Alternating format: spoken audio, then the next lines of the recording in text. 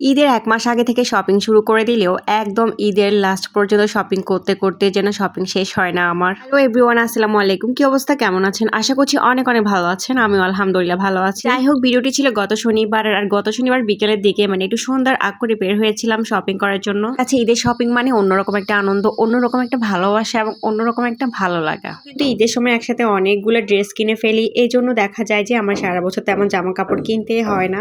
বড়দিতে খুব বিরক্ত লাগতেছে, কারণ আমাদের বিল্ডিং এর ছাদের উপরে কাজ চলতেছে এবং ঠুস ঠুস করে আওয়াজ হচ্ছে, সো এটাকে একটু ইগনোর করবেন। কিছু মানুষ আছে যে সারা বছরে জামা কাপড় কিনে দেখা যায় যে ঈদের সময় তেমন শপিং করতে চায় না, বলে যে ঈদের সময় স্পেশাল করে আবার শপিং করে কি আছে, আমরা তো সারা বছর কাপড় চোপড় কিনতেছি। আমার কাছে কিন্তু এমনটা একদমই ভালো লাগে না। আমার ঈদের সময় কিন্তু শপিং করতে বেশি ভালো লাগে। শুধু কি নিজের জন্যই, আমার সব থেকে বেশি ভালো লাগে কি জানেন? সবার জন্য শপিং করতে, ফ্যামিলি সবার জন্য, শ্বশুর বাড়ির সবার জন্য। আমার ইচ্ছে করে সবার জন্য খুদে খুদে দেখে দেখে শপিং করবো। যাই হোক, আমার তো যতটুকু আসে ততটুকুর মধ্যে কিন্তু সবাইকে মোটামুটি দেওয়ার চেষ্টা করি। সাথে তো সবগুলো শপিং কখনোই করা পসিবল না। আজকে থ্রি পিস কিনলে কালকে বাচ্চাদের জন্য, পরশুদিন জুতোর জন্য, কসমেটিক্স জন্য। তো এভাবে ভাগ ভাগ করে হচ্ছে শপিং এর দিনগুলো কিন্তু আমি সিলেক্ট করি। ওই দিন কিন্তু মেইনলি আমি থ্রি পিস কেনার জন্য বের হয়েছি, মানে আমার জন্য থ্রি পিস নিবো, আমার মায়ের জন্য, আমার বোনদের জন্য থ্রি পিস নিবো, এই উদ্দেশ্যে কিন্তু বের হয়েছিলাম। আমার থ্রি পিস গুলো কিন্তু চট্টগ্রামের টেরি বাজার থেকে সবসময় কিনে থাকি এবং এখানে কিন্তু হিউজ পরিমাণ কালেকশন রয়েছে। এন্ড আমার সব থেকে পছন্দের দোকান হচ্ছে পরশমণি, এবং এই পরশমণি থেকে কিন্তু আমি আমার বিয়ের শপিংটা করেছিলাম। একটা দোকানে যাব, মানে একটা দোকান থেকে কিন্তু থ্রি পিস গুলো কিনবো। আমি কিন্তু আর অন্য কোনো দোকানে ঘুরবো না, অন্য কোনো দোকানে যাবো না, যেহেতু বাচ্চা নিয়ে বের হয়েছি। সো এত বেশি ঘোরাফেরা করাও কিন্তু পসিবল না। এন্ড টেরি বাজারের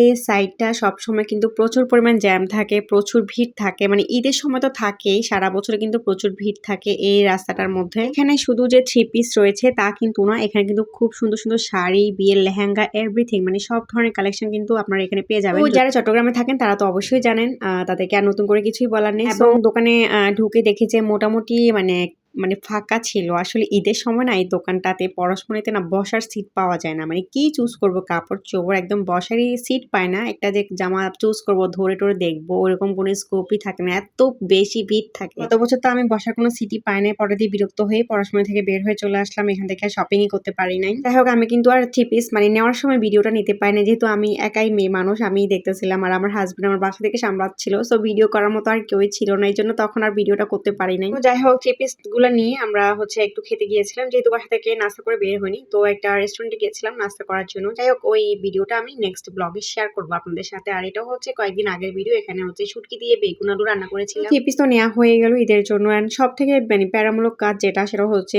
থ্রি পিস গুলো সেলাই করা এবং টেলার্স এর কাছে গিয়ে টেলার্স কে ডিজাইন বুঝাই দেওয়া। এটা হচ্ছে সব থেকে প্যারামূলক কাজ। টেলার্স যদি কোনো একটা ভুল করে জামার মধ্যে, তখন মনটা খারাপ হয়ে যায়। তো যাই হোক, আমার কিন্তু আজকে শপিং ব্লগটা এই পর্যন্তই ছিল। এন্ড কেমন লেগেছে আপনাদের কাছে অবশ্যই কিন্তু কমেন্টস বক্সে জানাতে ভুলবেন না। আর সবাই অনেক অনেক ভালো থাকবেন। আল্লাহ হাফেজ।